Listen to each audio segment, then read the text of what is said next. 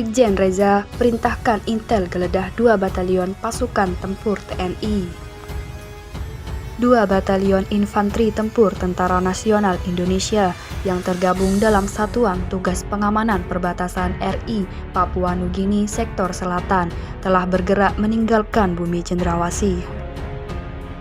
2 batalion yakni Yonif 123 Rajawali dan Yonif 410 Alugoro diberangkatkan meninggalkan Papua menuju markas mereka di Pulau Sumatera dan Pulau Jawa melalui jalur laut dengan menumpangi kapal perang TNI Angkatan Laut KRI Banjarmasin 592.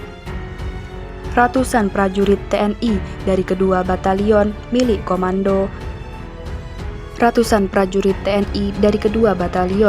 Komando Daerah Militer Kodam 1, Bukit Barisan, dan Kodam 4 Diponegoro itu diberangkatkan dari dermaga Pelabuhan Merauke, Papua.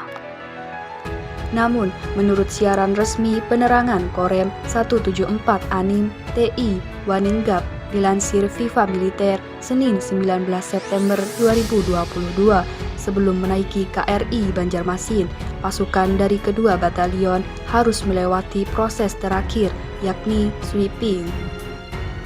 Jadi, Danrem 174 ATW Brigadir Jenderal TNI Brigjen TNI E Reza Pahlevi sebagai Komandan Komando Pelaksana Operasi Kolakops memerintahkan dan mengarahkan pasukan Baret Biru Polisi Militer PM TNI dan tim intelijen untuk melakukan pemeriksaan terhadap seluruh prajurit dari kedua batalion.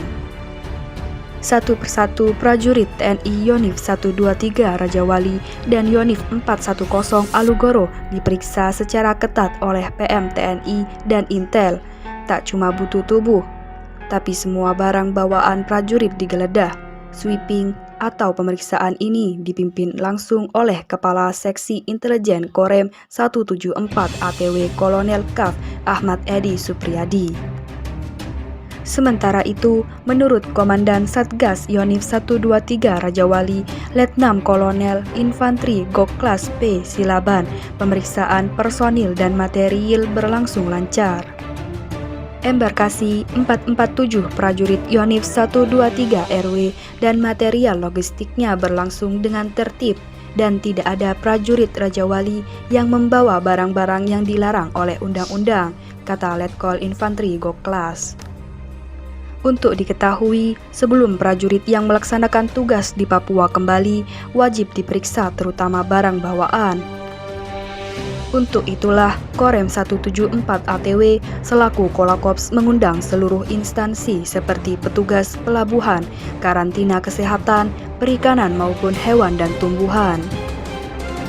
Itu semua dilakukan untuk membuktikan prajurit TNI, khususnya prajurit Rajawali, tidak melanggar aturan maupun membuat masalah di tanah Papua.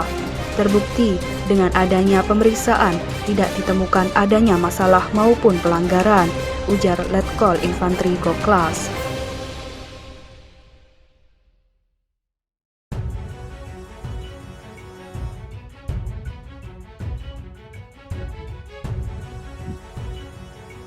Peran serta Satgas Paskas Pemerahan Papua dalam penindakan terhadap kurir pembelian senjata.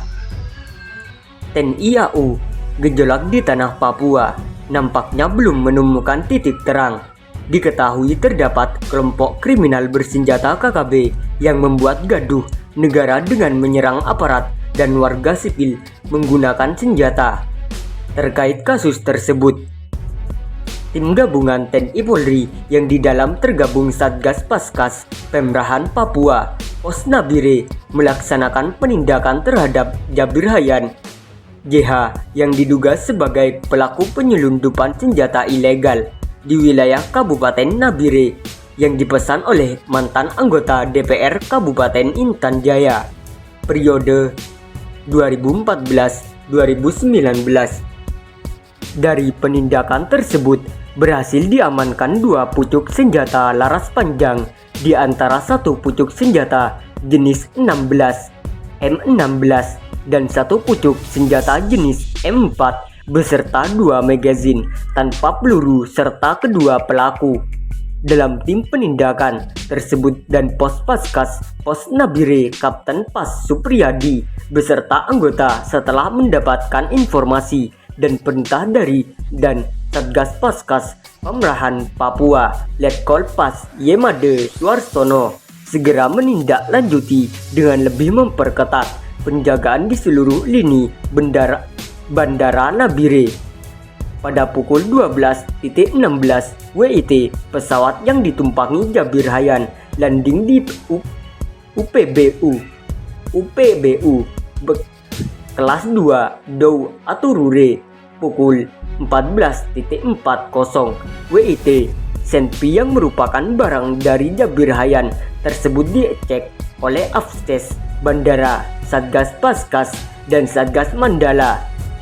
Setelah beberapa jam dilaksanakan pemeriksaan dan penindakan oleh tim gabungan TNI Polri, kedua pelaku diamankan di Polres Nabire untuk dilakukan penyelidikan lebih lanjut.